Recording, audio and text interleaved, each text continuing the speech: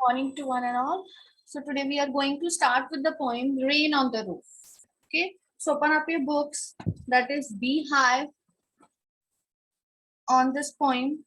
Page number is 41. Page number is 41. So let us open up your books on 41.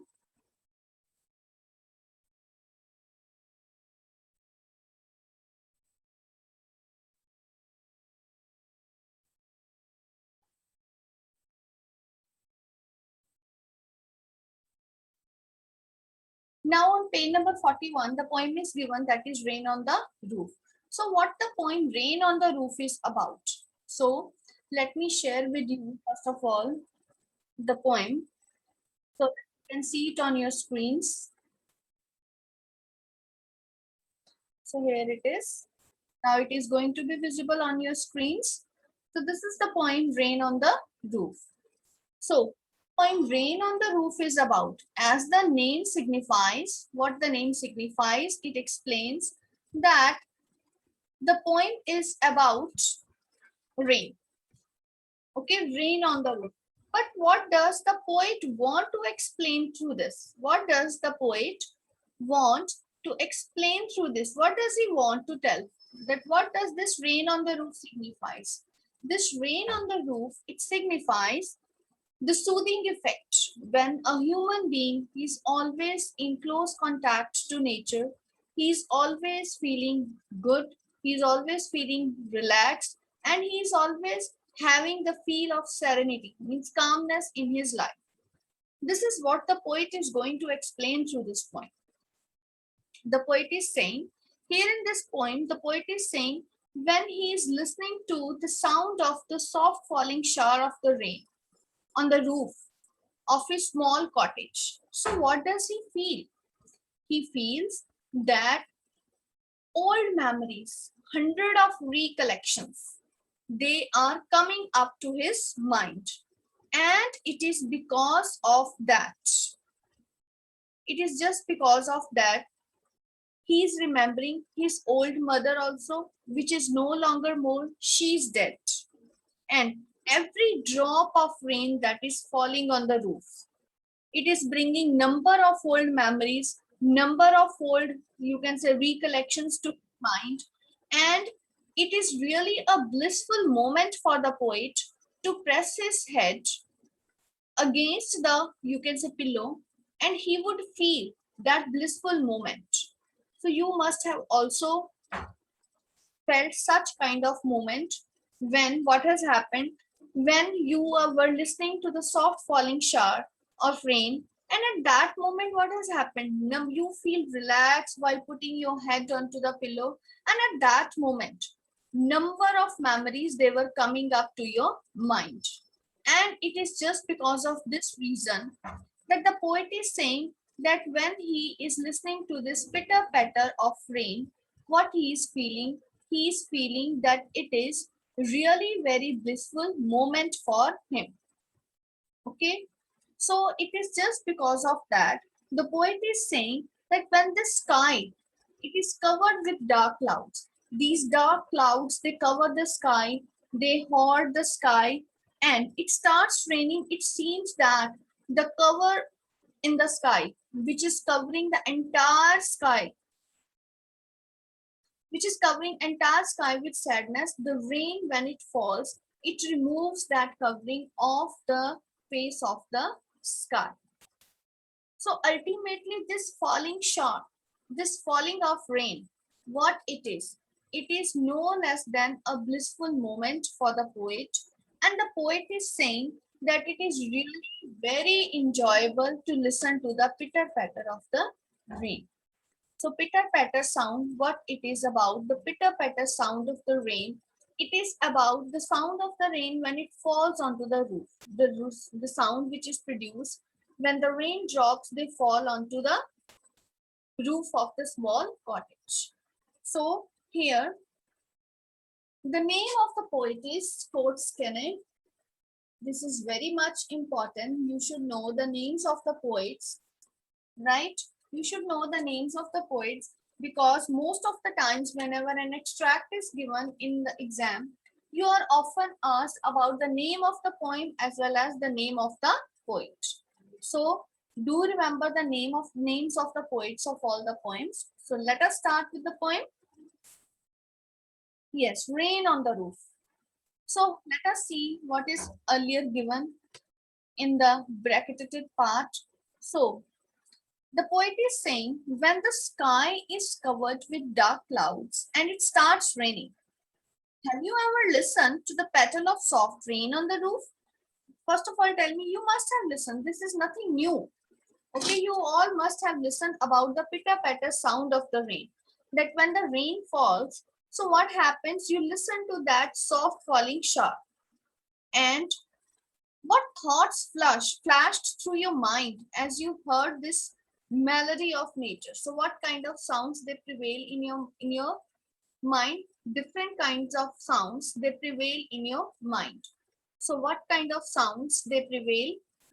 Some old recollections, some old memories, some you can say enjoyable moments that you have spent.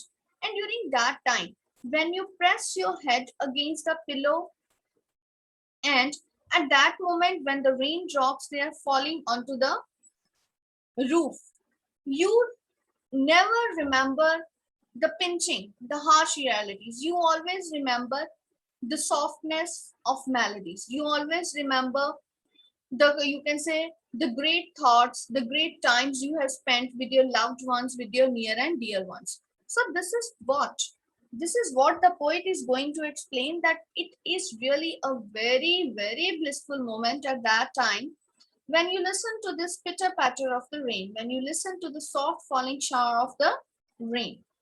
So read the poem to find out what the poet dreamed of while listening to the rain. So let us see. When the humid shadows hover. Hover means they move, they cover. Here, humid shadows. What does humid shadows refer to? Humid means moisture laden, filled with moisture. Note down side by side. Too many deep expressions are being used here. So humid means, what humid means? It means moisture laden. So what is moisture laden here? What is moisture laden? These are the clouds which are filled with moisture. When the humid shadows means clouds. Note down, shadows means clouds. When these humid shadows are, these moisture laden clouds, they move into the sky. So humid shadows, this is an example of metaphor. Humid shadows, they are compared to that of clouds, but without the use of like or as. So this is an example of metaphor. When the humid shadows hover over all the starry spheres. What does starry spheres means? Again, starry spheres, see repetition of sound S and S. So this is what? This is an example of alliteration also. Moreover, this is an example of metaphor also. Okay, so what is this? This is an example of metaphor also, right? Humid hour. When we have written, when we have read humid hour, it is also an example of alliteration. Okay, so starry spheres is alliteration, and the melancholy darkness. Okay, melancholy darkness. This is an example of transferred epithet. Now the question here arises, what is transferred epithet? So let me explain what is transferred epithet. So note down on your books, at the top of the book, please. What is transferred epithet? First of all, it is a literary device in which a noun is used with adjective, in which a noun is used with that of adjective, but it does not refer to the noun with which it is used. But it does not refer to the noun with which it is used. It does not refer to the noun with which it is used, but it refers to another noun. But what it refers to? It refers to another noun. So here see, melancholy, darkness. Okay. So melancholy means, what does melancholy means? It means sad. Darkness, you know, this is a noun. So this is an adjective which is used with noun. Melancholy means sad, darkness. But here this melancholy, sad, it does not refer to this darkness. No. What it is referring to, melancholy, it is referring to sad people. So its role is transferred from the place where it is used to another thing which is not mentioned. This is the reason why it is called as transferred. Why it is called as transferred epithet. Okay, so here it is because of this reason that it is called as transferred epithet. So what is transferred epithet? When an adjective is used with the noun, but it does not refer to the noun with which it is used, but it refers to another noun. This is called as transferred epithet. So here melancholy, darkness is an example of transferred epithet in which melancholy, which means sad, which is an adjective, it is used with a noun that is called as darkness. Okay, so here, but this melancholy, it does not refer to that of this darkness, but it refers to here what? To that of sad people. So this is the reason why it is called as transferred epithet. So now coming up to the next line, and the melancholy darkness, when the sky is covered with, you can say, clouds, and in that moment, and a sad darkness which is covering the sky, means which is filling the minds of the people, which is making the people sad. It gently weeps in rainy tears. Gently weeps in rainy tears. When the rain falls, that dark, that sadness, it is wiped off from their faces as well as from their minds. It is wiped off from their faces as well as from their minds. What a bliss. What a bliss to press the pillow. Again, press the pillow. What it is an example of alliteration, because there is repetition of the sound P, okay, of the alphabet PP. So what a bliss to press the pillow. At that moment, it is really a blissful moment. It is really a blissful moment to enjoy that soft falling shower of a cottage chamber bed and lie listening to the patter of the soft rain overhead. Of the cottage chamber, it means when the poet is pressing his head against the pillow of his, you can see he's pressing his head against the pillow of a small cottage at that moment. And when he hear to this sound, which sound? Patter. Okay, so here what patter is? Patter is an example of onomatopoeia. So how it is example of onomatopoeia? Onomatopoeia, what is the meaning of onomatopoeia? Note down please in your books. What is onomatopoeia? It means the use of sound words. When sound words they are used, why they are used? The use of sound words to produce a dramatic effect and auditory imagery. Auditory means imagery which is pleasing to our, or which is related to our sense of hearing. Okay, so here pattern, it is an example of onomatopoeia. So let me rub it down.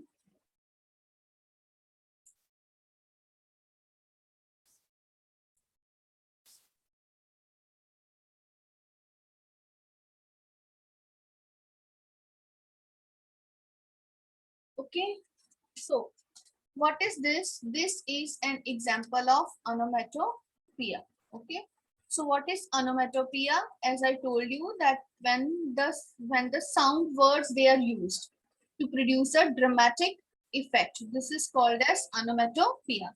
So the poet is saying it is really a very blissful moment at that time to listen to the soft falling shower or to the soft falling rain overhead, right? So I hope that first paragraph is clear. So let me explain it once again. When the humid shower shadows hover, when these moisture-laden clouds, they fill the sky over all the starry spheres and cover all the starry sphere or the stars in the sky, and the melancholy darkness and the darkness which is filling, okay, the minds of the all the people who are sad. It gently weeps in rainy tears. When the rain falls, this darkness it is wiped down from the face of the sky as well as the earth, and what a bliss to press the pillow. And at this moment, it is really a very blissful moment to press your head against the pillow and listen and listen to what? To the soft falling shower and lie listening to the patter of the soft rain overhead. And what it is really a very blissful moment to listen to the pattering sound of the soft falling rain onto the roof. Now, coming up to the next paragraph. Every tinkle on the shingles. So I don't know that why students are entering now in the class. I have entered you a number of times till you are in the waiting room. I don't know why. Next. Every tinkle on the shingles has an echo in the heart. Every tinkle on the shingles means that every drop that falls onto the roof. Shingles means the roof. Okay. The roof. It has an echo in the heart. What it produces? It produces a reverberation. It produces an echo in your heart. You feel that every raindrops, it produces an echo in the heart. Echo means it is evoking some memory from the past. And 1,000 dreamy fancies. Again, dreamy fancies is an example of what? It is an example of transferred epithet.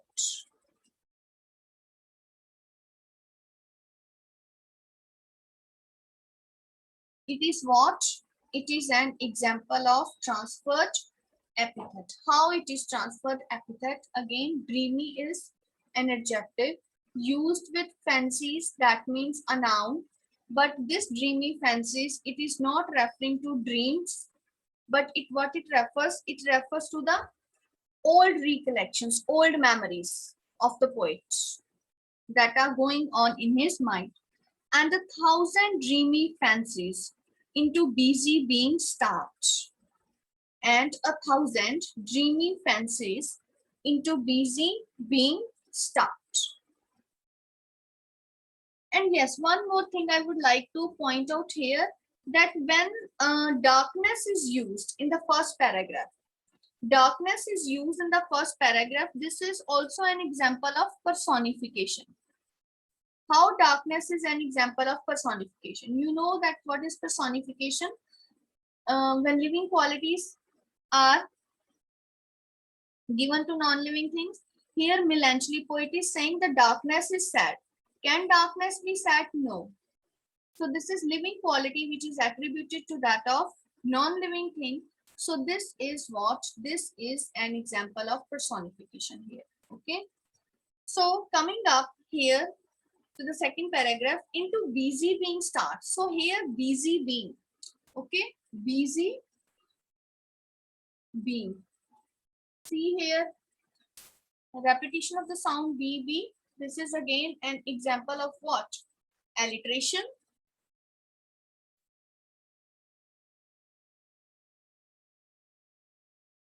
This is again an example of alliteration.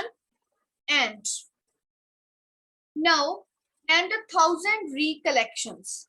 And 1,000 recollections, it means that number of old memories. Recollections means number of old memories, they come into his mind. Okay. And weave their air threads into woof. Woof means is a cloth. Air threads means, what does air threads means? It means, 1 minute, one student has entered, let me enter him. Yes, air threads means the threads, they are woven into a sort of, you can say, fabric. And 1,000 recollections weave. See, recollections weave. Recollection means old memories they weave. It means they weave many threads, many strands of the past memories they have been collected, and ultimately they are forming a fabric of an incident. Okay, so here, can recollections weave? No. This is living quality which is attributed to that of non-living things. So what is this? This is an example of personification used here again. This is again an example of personification used here.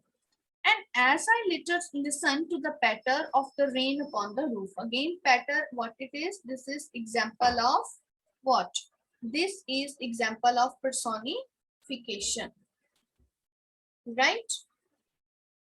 So, dreamy fancies, I have told you this is an example of transferred epithet. And moreover, this, when I listen to the patter, this, see in the second line also, and I listening to the patter of the rain. Second paragraph again, this is again used. So what is this? This is an example of refrain. And the same line phrase used again and again in the poem, and which is encapsulating the main idea of the poem. So this is what? This is an example of personification. No, sorry. This is an example of refrain. So refrain is used here. So once again, let me consider this second paragraph. So what it speaks, every tinkle on the shingles means every drop of rain that falls onto the roof has an echo in the heart. It produces an echo, reverberation in his heart, and 1,000 dreamy fancies. 1,000 dreamy fancies, number of old memories. And a number of old memories, old recollections, it comes into busy being start, makes his mind busy. That is mind, it gets indulged in thinking about these old memories. So into busy being start, what it means, that into busy being start means makes his mind busy. And 1,000 recollections and a number of old recollections, they weave their air threads into woof. It means that these old recollections, okay, recollections here is an example of personification. It weave their air threads into woof. They means they, with the help different strands of old memories, they formulate an incident. And when this happens, as I listen to the patter of the rain upon the roof. When this happens, when I listen to the soft falling shower of the rain onto the roof. Now, third paragraph. Now in memory comes my mother. Now in memory, now at that moment, when he listens to this soft falling shower, what it comes into his mind, his mother. As she used as years agone. Agone means past days. She used to see her mother in her past days. Past, agone means this refers that her mother, she's no more. That his mother is dead. To regard the darling dreamers. Darling dreamers, again, example of repetition of D and D, example of alliteration. Moreover, it is also an example of what? It is an example of what? It is an example of transferred epithet also. Right? Darling dreamers, because darling dreamers, what it refers to? It does not refers to the persons who are dreaming at that time, but it refers to his siblings, his other brothers and sisters. To regard the darling dreamers, or means before she left them till the dawn, means before leaving at dawn for her household work, for the other works, she used to come into the room and to have a caressing look at the faces of her children. Oh, I feel her fond look on me as I list. List means listen. As I listen to this refrain, poet is saying at that moment when I listen to this pattering sound of the rain, I still feel the same kind of, you can say, I still feel the same kind of fond look, caressing look upon my face when my mother used to come and have a look at us. When this happens, when I listen to this refrain, I told you that this is an example of refrain which is played upon the shingles by the patter of the rain. When this happens, when he listens to the soft falling shower, which is falling onto the rain. So it means that at that moment, when he is enjoying that blissful moment, he is listening to the pattering sound of the rain, which is falling onto the roof. He remembers his mother also. He remembers how his mother, she used to pay a caressing, a coveting look towards them, so that the poet feels that fondness still there, that fondness is there with him.